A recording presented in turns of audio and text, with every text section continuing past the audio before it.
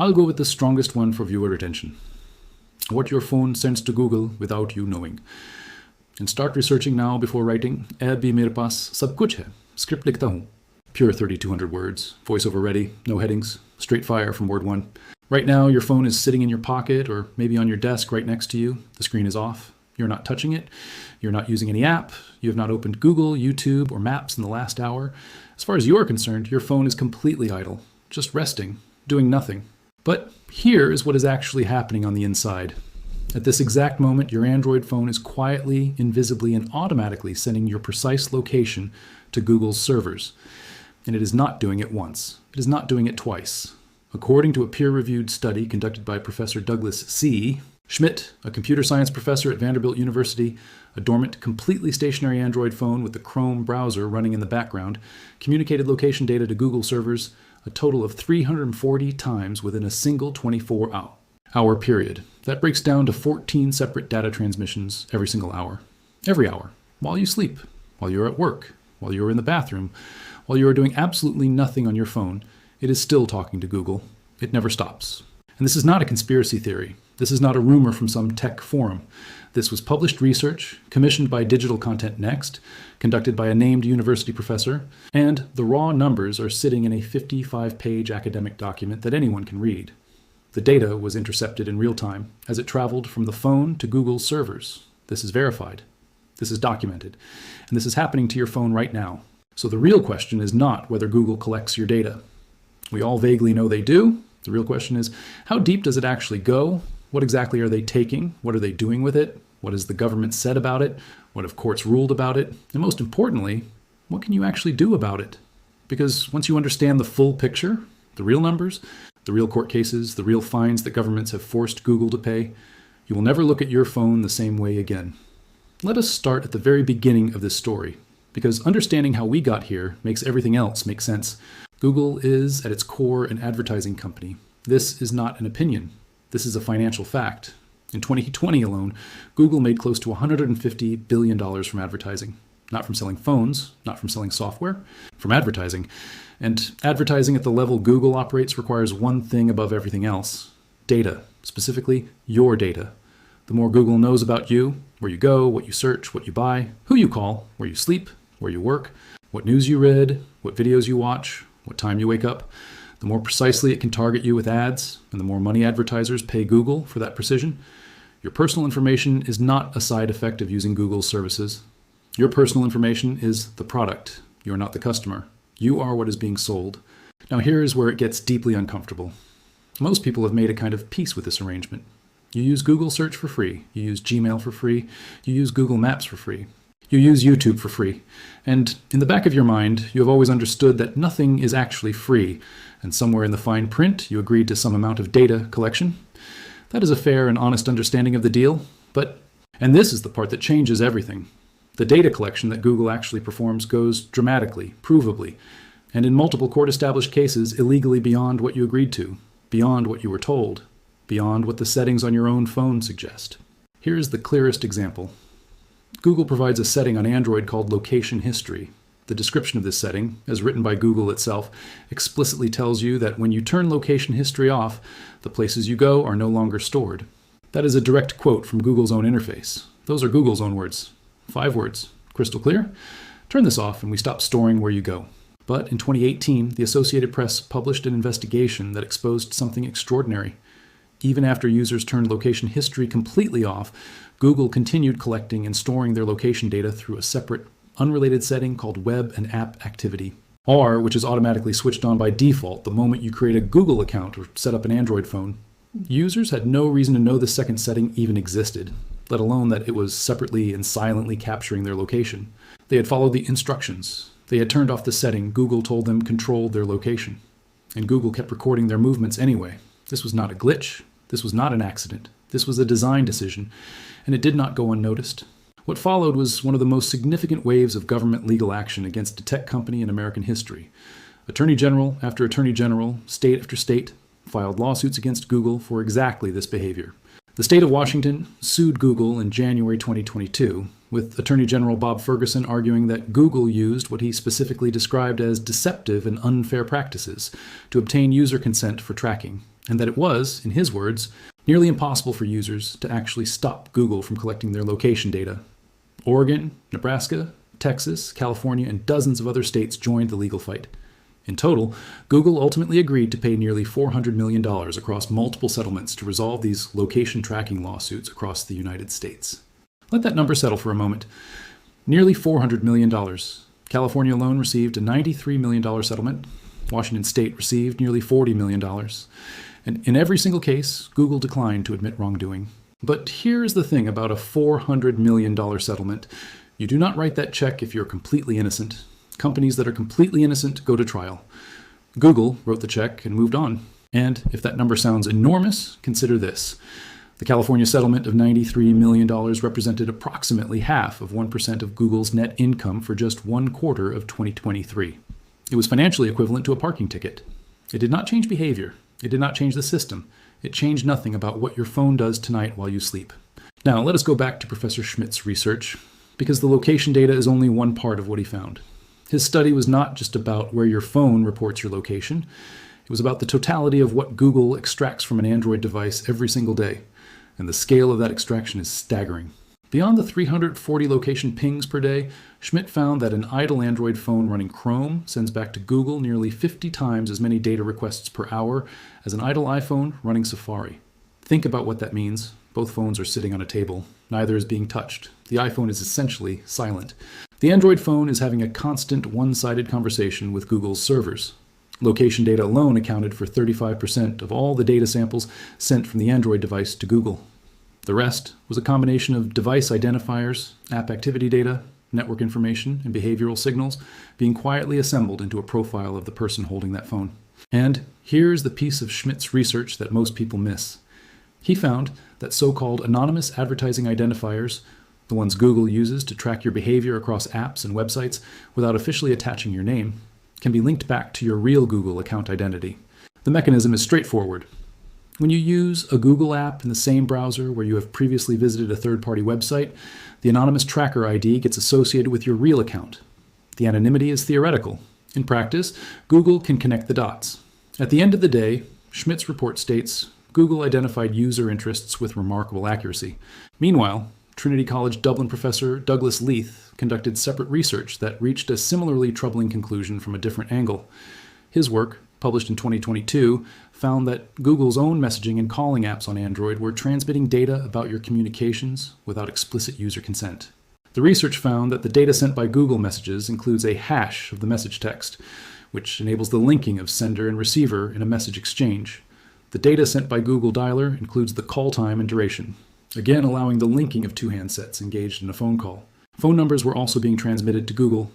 Hashing means the actual content of messages is not readable in its raw form, but the metadata, who you talked to, when, and for how long, was being captured and sent regardless of whether you had agreed to share that information. Let us talk about what Google actually has access to when you use its products, because the full list makes most people uncomfortable when they see it laid out completely. Google has access to your entire YouTube watch history and every comment you have ever made. It has the complete contents of every email in your Gmail account, both sent and received. It has every file you have stored in Google Drive.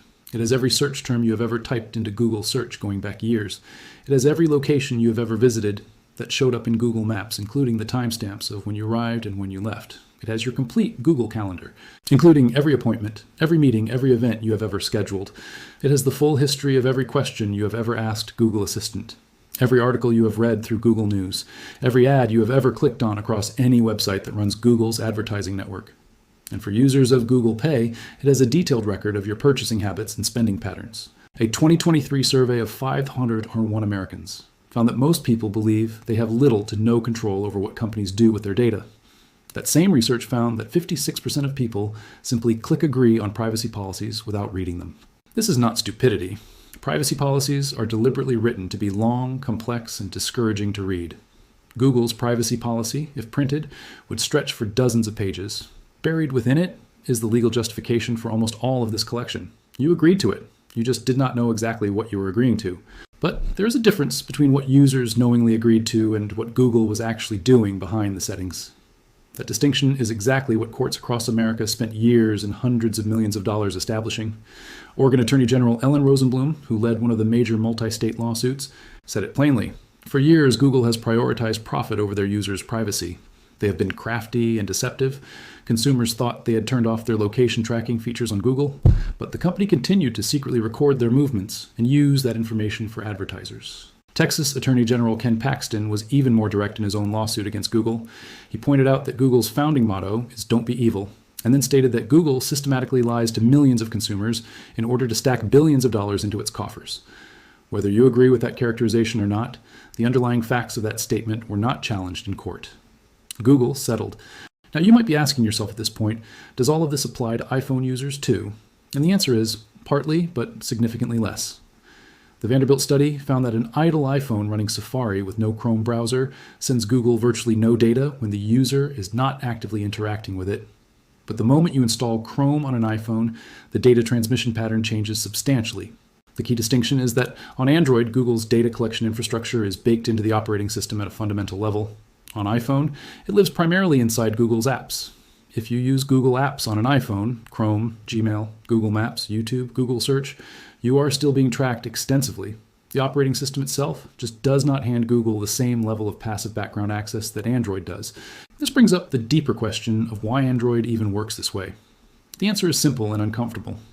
Google built Android. Google owns Android. Google gives Android away for free to phone manufacturers, which is why almost every phone that is not an iPhone runs on it. Google can afford to give away the operating system because the operating system is not the product. The operating system is the infrastructure that makes data collection possible at scale.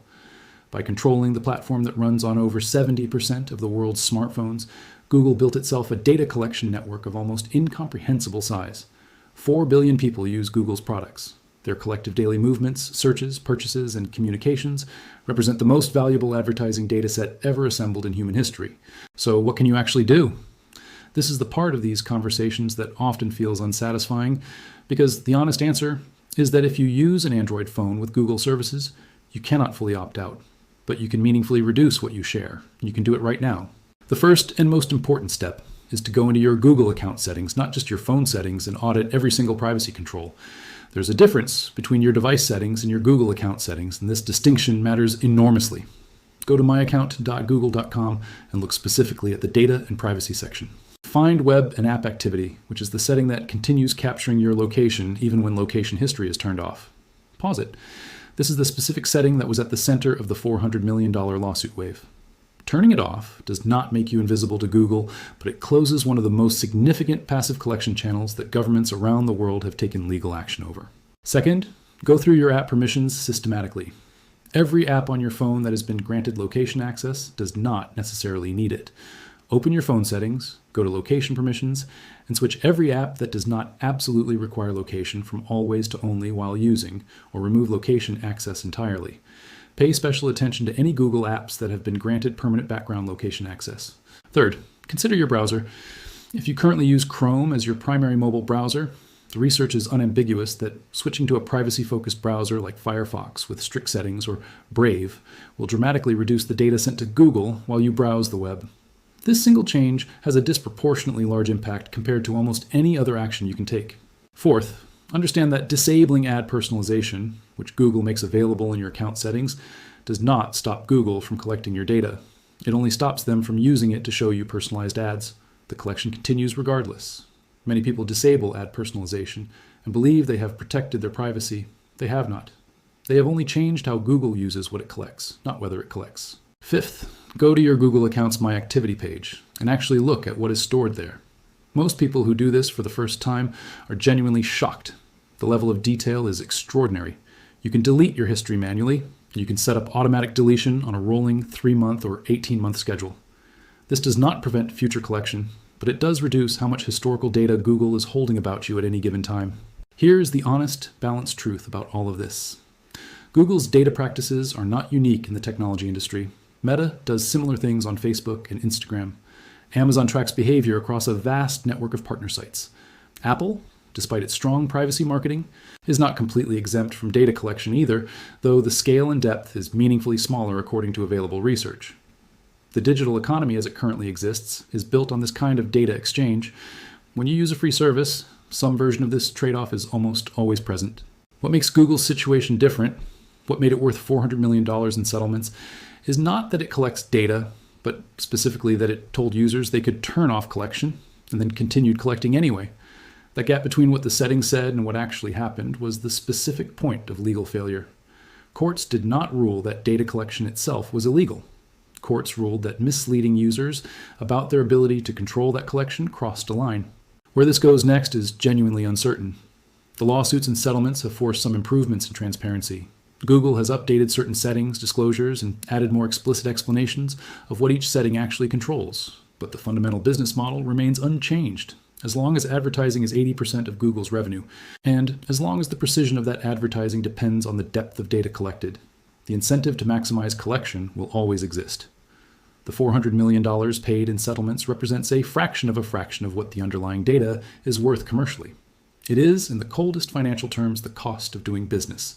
Your phone is still sending data right now. Understanding that clearly, knowing exactly what it is, knowing what courts have established about what you were and were not told, and knowing which specific settings give you the most meaningful control, that knowledge is the most genuinely useful thing you can walk away from this video with. Not fear, not outrage, just information.